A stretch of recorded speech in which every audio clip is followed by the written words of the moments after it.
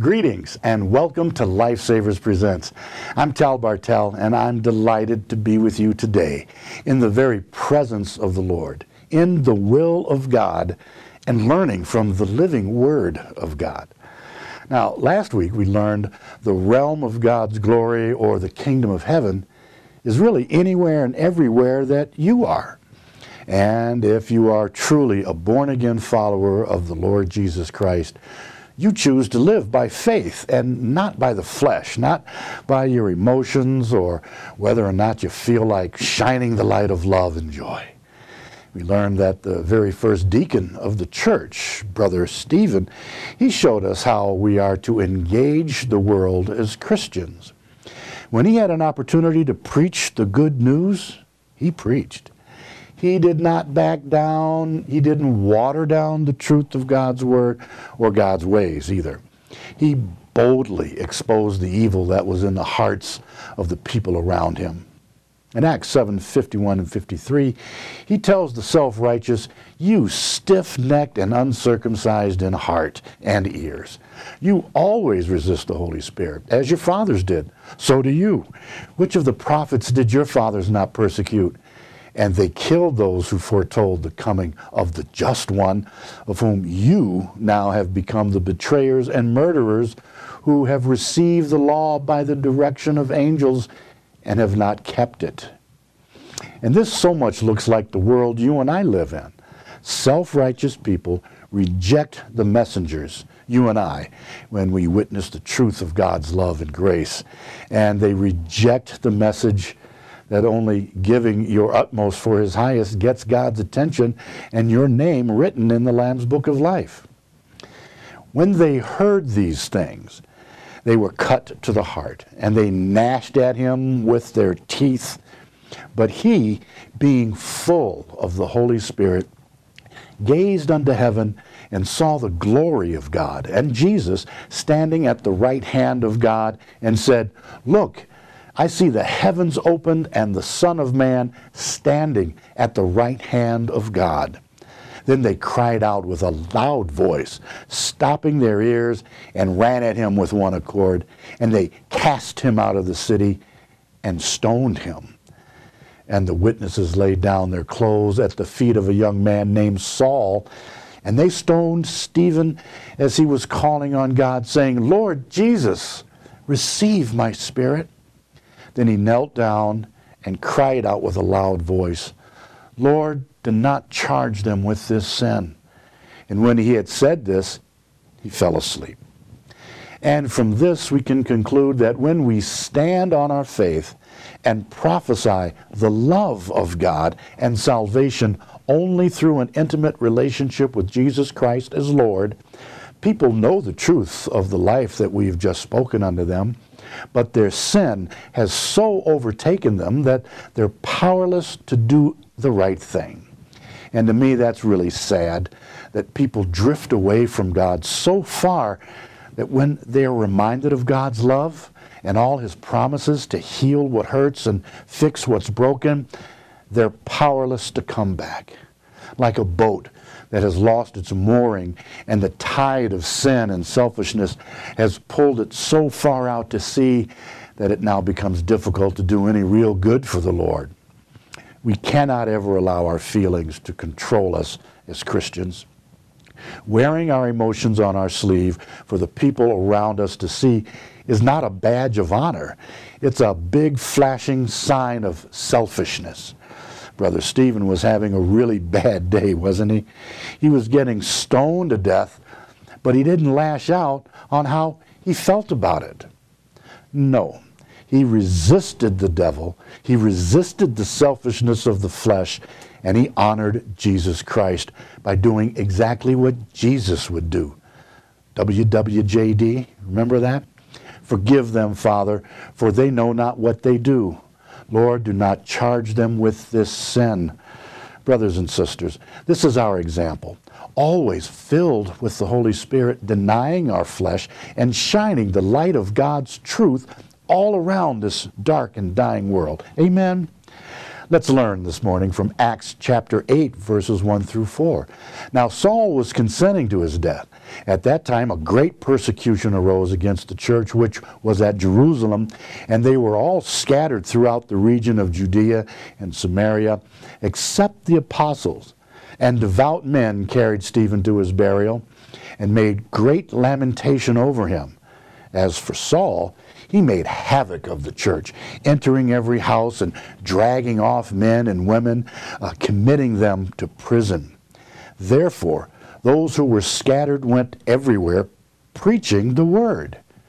Now, of course, we know about Saul, a self-righteous sinner who would later become, in his words, the least of the apostles. But what I want us to learn from these 4 verses is that you can write this down because it is absolutely the truth, and it's an ironclad guarantee. What God wants, God gets. His will always be done, no matter what. The murder of Brother Stephen triggered a widespread assault against the church. Believers were scattered throughout Judea and Samaria. You remember the Lord Jesus Christ himself had instructed his followers to begin their witness in Jerusalem, but then branch out to Judea and Samaria and the ends of the earth. But up to this time, they hadn't budged. Their witness had been confined entirely to Jerusalem, their comfort zone. But because God's will always be done, and this time through the persecution of the church, the Christians were now being forced to preach the good news to Judea and Samaria and to the ends of the earth, because they were being chased like rabbits. Let's continue. Then Philip went down to the city of Samaria, and he preached Christ to them. And the multitudes with one accord heeded the things spoken by Philip, hearing and seeing the miracles which he did. For unclean spirits, crying with a loud voice, came out of many who were possessed, and many who were paralyzed and lame were healed. And there was great joy in that city. But there was a certain man called Simon who previously practiced sorcery in the city and astonished the people of Samaria, claiming that he was someone great, to whom they all gave heed, from the least to the greatest, saying, "This man is the great power of God." And they heeded him because he had astonished them with his sorceries for a long time. But when they believed Philip as he preached the things concerning the kingdom of God and the name of Jesus Christ, both men and women were baptized. Then Simon himself also believed. And when he was baptized, he continued with Philip. And he was amazed, seeing the miracles and signs which were done. And now another deacon steps up to the plate, Brother Philip. We learn about Philip when he went through the 6th chapter of Acts, where he was chosen as one of the 7 along with Stephen. And here we know that Brother Philip headed north to the city of Samaria. He not only proclaimed Christ, but he performed many miracles. Unclean spirits were driven out, and the paralyzed and the lame were healed. The people gave heed to the gospel, and as might be expected, great joy resulted. And I believe that great signs and wonders and healings and miracles happen only when you and I are doing the will of God and not letting our flesh get in the way. The early church literally obeyed the explicit commands of Jesus Christ. They went out as the Lord did. John 20:21, so Jesus said to them again, "Peace to you. As the Father has sent me, I also send you." They sold their goods, they gave to the poor, they left father and mother houses and lands to go everywhere preaching the word. They made disciples and taught them to work and to obey all that Jesus has commanded. They really did take up their cross and follow Jesus Christ. They really did rejoice in tribulation and persecution. They left their dead, buried their dead, and they went and preached the good news. They shook the dust from their feet, and they moved on when men refused to hear. And they healed the sick. They cast out demons. They raised the dead, and they were filled with the Holy Spirit and exercised godly fruits. And we are called to do the same, just like them, by the book. So let's continue. Now when the apostles who were at Jerusalem heard that Samaria had received the word of God, they sent Peter and John to them, who, when they came down, prayed for them, that they might receive the Holy Spirit. For as yet he had fallen upon none of them. They had only been baptized in the name of the Lord Jesus, or water baptized. Then they laid hands on them, and they received the Holy Spirit. And when Simon saw that through the laying on of the apostles' hands the Holy Spirit was given, he offered them money, saying, "Give me this power also, that anyone on whom I lay my hands on may receive the Holy Spirit." But Peter said to him, "Your money perish with you, because you thought that the gift of God could be purchased with money.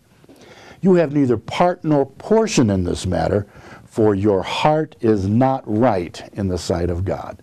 Repent, therefore, of this your wickedness, and pray God if perhaps the thought of your heart may be forgiven you. For I see that you are poisoned by bitterness and bound by iniquity."